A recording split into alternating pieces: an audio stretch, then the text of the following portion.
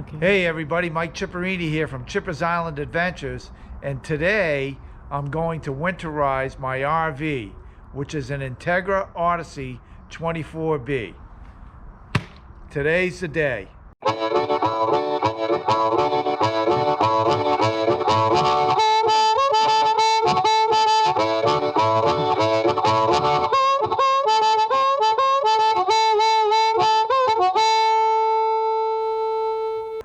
Hey everybody, Mike Chipperini here, and it's late October here in Massachusetts, so now I have to winterize the RV. The first thing you want to do when you winterize is put your RV on a level surface, which is what I'm going to do. My parking area is fairly level, so I'm not going to put the leveling jacks down. I'm just going to pull it up, and it should be fine where I put it.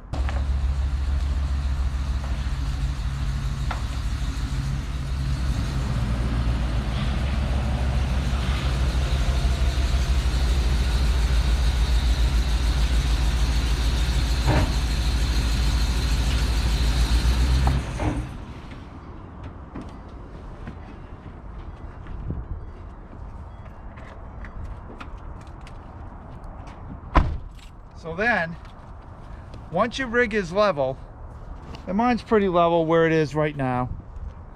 Once your rig is level, you want to go inside and make sure your water pump is off. So my water pump is on right now, and I'm going to turn it off. Then I'm going to go around and open up a couple drains. For instance, this one, I'm going to go ahead and open that on both hot and cold. I'm going into the bathroom area, open it up on both hot and cold, and the same thing with the shower. So this way here, once I open up my low point drains, it'll give me some airflow from the back and allow the water to drain out quicker. By the way, I'd like to introduce my camera person for today. That is the lovely Miss Jill Chipperini. Say hello, Jill. Hello. Welcome to Chipper's Island Wow. Adventures. So what we'll do right now, we'll go ahead and open up the low point drains. So here's my first one. And as you can see, that's draining. Now I have two low point drains in this rear compartment, and I'm just going to reach in. I'm just going to reach in here and turn these open. And now, as you can see, I have three low point drains draining. So the other thing you want to do is drain your hot water tank. My water heater plug takes a 1 1/16 size ratchet. So I'm just going to put that on there and give it a turn.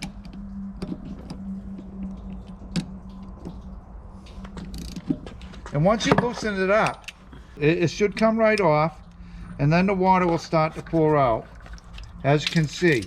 Now another thing you probably want to do is lift up the relief valve, and that'll really allow it to come out. As you can see, look at that. So what it's doing is allowing airflow to push it through. So for now, I'm going to leave this here. And that's it for now until we get all the water drained out of the system. So as you can see, the low point drains are drained completely. This one's barely dripping, but that's okay. I'm going to go ahead and close that.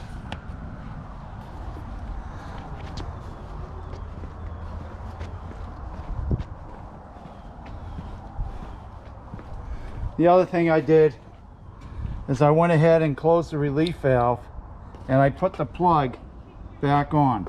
Now one of the things I like to do is I hook up a compressor and connect it to my city water connection. I put it on about 25 pounds, and I just blow out the lines a little bit. All you got to do is put it at a low PSI, hook it up. You're going to have to find a special apparatus. As you can see, I have a shut off here, and it goes in. And you do not have to do this. I just like to do it. You hook up your air compressor, you go ahead, open up some valves, it'll blow out even more residual water that's left in there. I just like to do that. It's not a big deal. One of the things you want to do right now is take your water filter out. Now me, I don't have a house water filter anymore. I pulled the housing and the filter and I put in a bypass. The reason why is when I'm camping, my filter is right here basically, and right on the other side of this wall, inside under my wardrobe, was a water filter. So it was redundant. The line went straight from a two-stage water filter to the house water filter, so I removed the water filter completely. I'll put that video link up at the end of this video where you can see how I bypass my water filter. Anybody that owns a Jayco 24B or an Entegra Odyssey 24B, I wholeheartedly recommend you do this. So if you do have your water filter in there, now is a good time to take it out before you go on to the next step. So the next step is you need to bypass the water heater. So I'm going to remove this vent right here so I have access to the water heater bypass valve.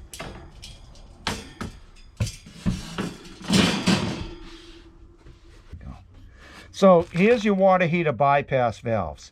The cold water comes in here, it goes down below, comes over, and goes up if your bypass is off. Right now, the valve bypass is pointed in. So that means the cold water goes into the tank, comes out the tank, and goes into your hot water lines. What we're going to do is change it so it just loops and bypasses it. And all you got to do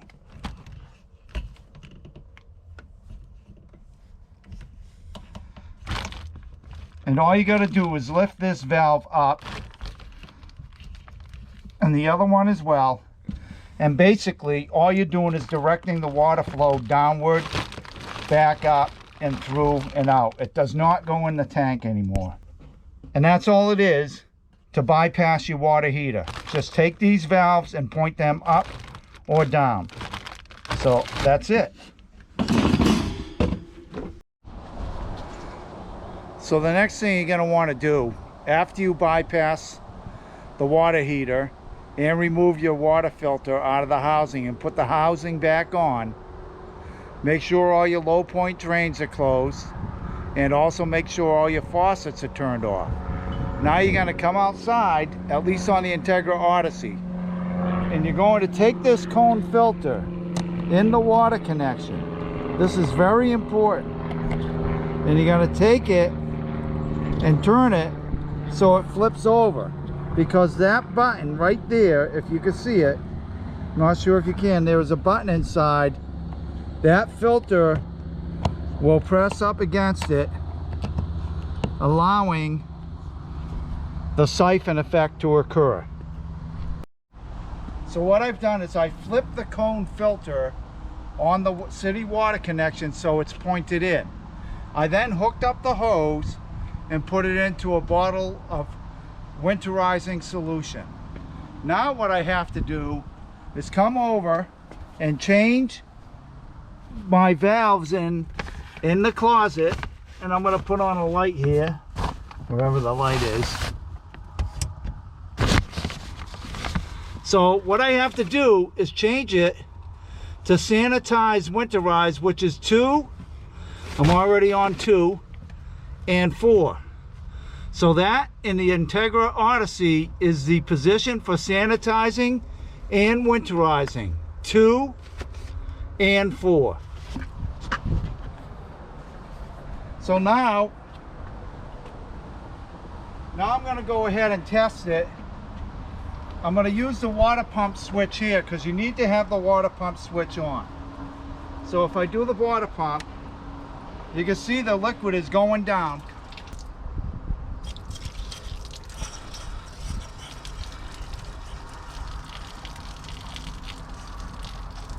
So there's a little pink stuff coming out on the hot. I'll turn that off. Now there should be pink stuff coming out on the cold.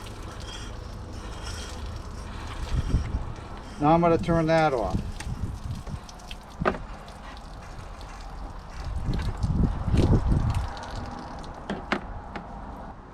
Now we're going to go inside. So that's coming out of the hot. That's coming out of the cold.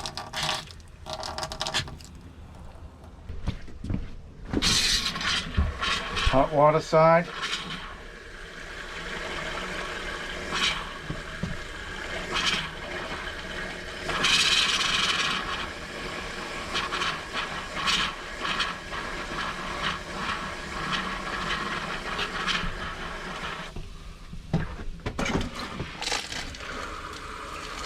Pink in the toilet.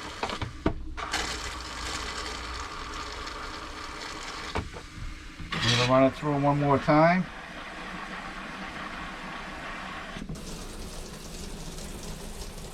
That's all pink.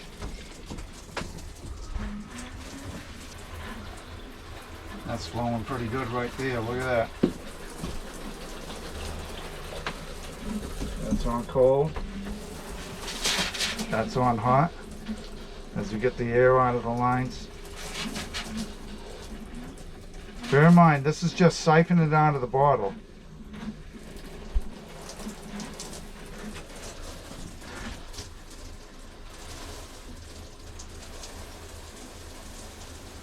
That's flowing really nice right now. It's all pink. So I open up the low point drains just to get some pink.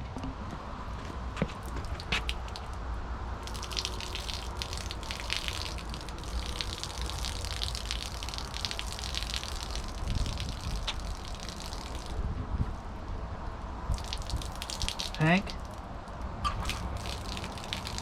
Pink. One of the things I like to do at the end is go ahead and wipe out my sinks and my shower. Just get the pink stuff out, you know, that's left there just in case it stains or something, but that's just something I do. It's pretty easy to winterize your rig. The biggest thing is you need to get it to siphon.